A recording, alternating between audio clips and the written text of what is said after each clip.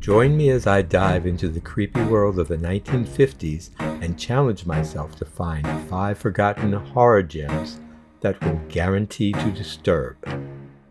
From ancient curses to scientific blunders, these long-ago film shocks can still fill you with dread and push you to the edge of your seat. So watch your step and welcome to Endless Perception Cinema to check out these 5 forgotten 1950s horror gems that will mess with your mind. Number 5. The Werewolf, 1956. Directed by Fred F. Sears and starring Stephen Rich, Don McGowan, Joyce Holden, Eleanor Tannen, Harry Lauter, Ken Christie, S. John Lawner, and George M. Lynn. A local thug attempts to take money from a wanderer who cannot remember his name. Why? Why should I? I'm in a hurry. I don't like talk. The robbery does not go as planned for the thief.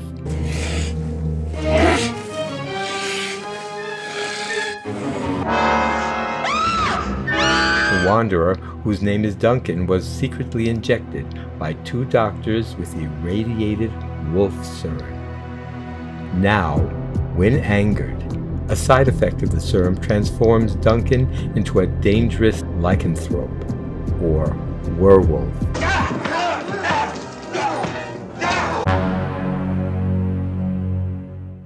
The rationale for creating the serum was the increasing nuclear use throughout the world, which would eventually create mutants.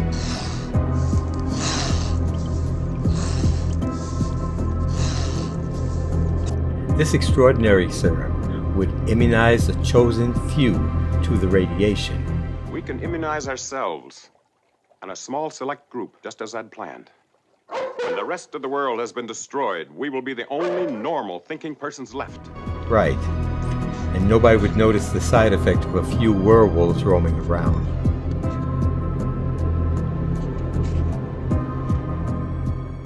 Number 4. The Brain Eaters, 1958. Directed by Bruno Visota and starring Ed Nelson, Alan Frost, Jack Hill, Joanna Lee, Jodie Fair, David Hughes, and Leonard Nimoy. In the woods in a small Illinois town, the mayor finds a structure that looks like a rocket nose cone and appears indestructible. What is it? I don't know. Soon, townspeople argue and fight, and some appear possessed. The doctor discovers 2 puncture wounds on the back of the deceased mayor's neck. They attach themselves to the central nervous system at the base of the neck, and the instrument's withdrawn. They secreted something in the form of an acid. Also found is a piece of the creature. It's breaking open the skin! Don't hit him with something in it! Those possessed carry glowing containers with even more parasites.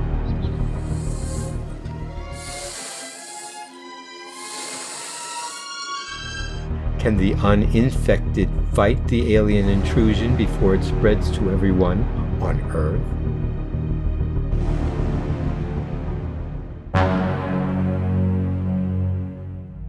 Within the haze of the ship is a man who was once Professor Cole. There is no way to recognize him, except for maybe his voice, as the well-known Star Trek actor Leonard Nimoy. Live long and prosper. We shall force upon man a life free from strife and turmoil. Number 3.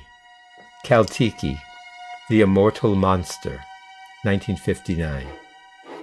Directed by Ricardo Frida and starring John Maribela, Dee Sullivan, Gerard Herter, and Daniela Roca. Archaeologists searching Mayan ruins come across precious treasures. There's a treasure the bottom of the lake. It's absolutely fabulous. We'll all be rich. We'll be millionaires. And a shapeless creature called Caltiki that attacks them. Some of Caltiki has attached itself to another group member, and the doctors hope to remove it safely.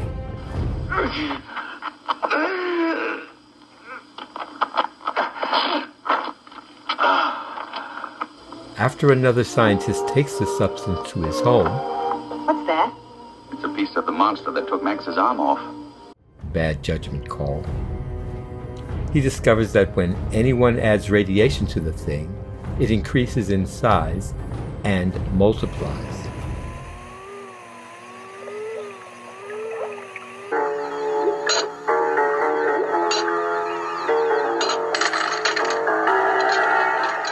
Luckily, and every 850-year radioactive comet will pass by the Earth to ensure everyone has little chance of surviving.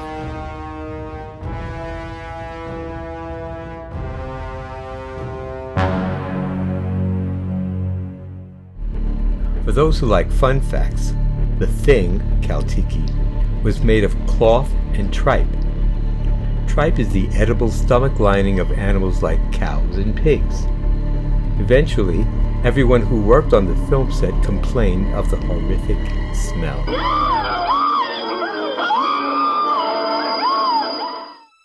Number 2, Curse of the Faceless Man, 1958. Directed by Edward L. Kahn, and starring Richard Anderson, Elaine Edwards, Adele Mara, Louise L. Rutin, Felix Locker, and Jan Arvin. Tina paints and dreams of an excavator digging up someone ancient.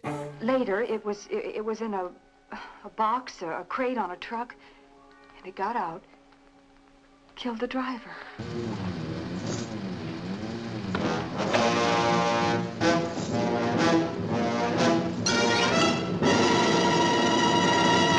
And then of that person coming for her. It was trying to get to me, Paul. It was the most terrible nightmare I've ever had.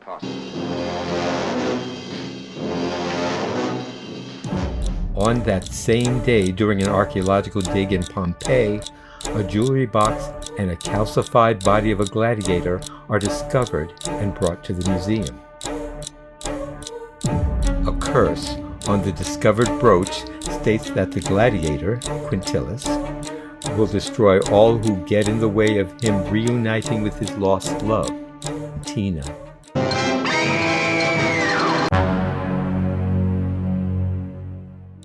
The faceless reanimated stone man who survived the eruption of Mount Vesuvius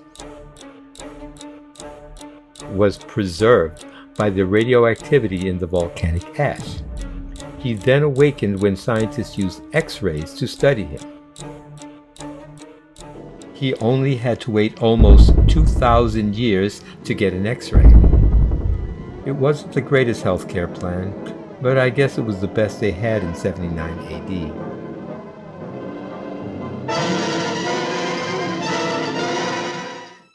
Number 1, The Killer Shrews, 1959.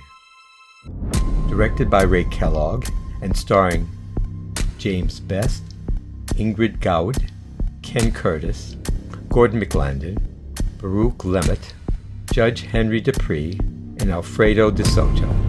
An approaching storm strands a group of people on an island filled with mutated wolf-sized shrews. There are 200 or 300 giant shrews out there. Monsters weighing between 50 and 100 pounds. That's as big as a full-grown wolf. And what's more, they are beginning to starve. Were about the size of buckshot at birth, but the rate of growth was abnormal. Somehow they managed to escape.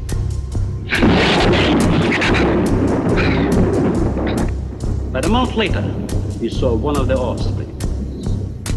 They were multiplying.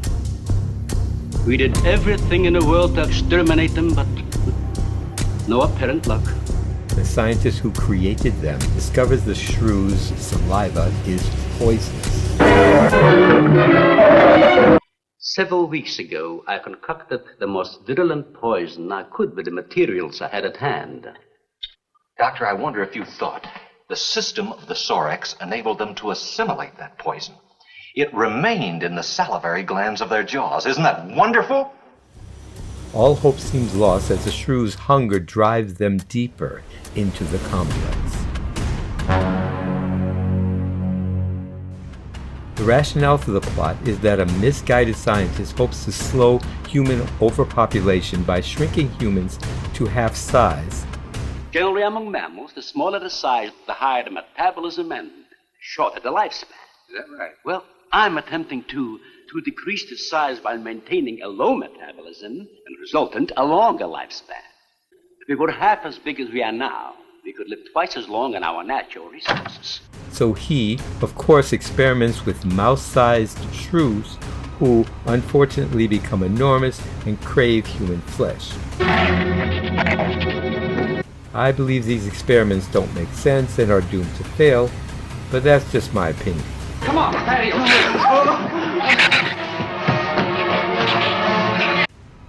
Thank you for watching, and for more forgotten gems, be sure to subscribe to Endless Perception Cinema.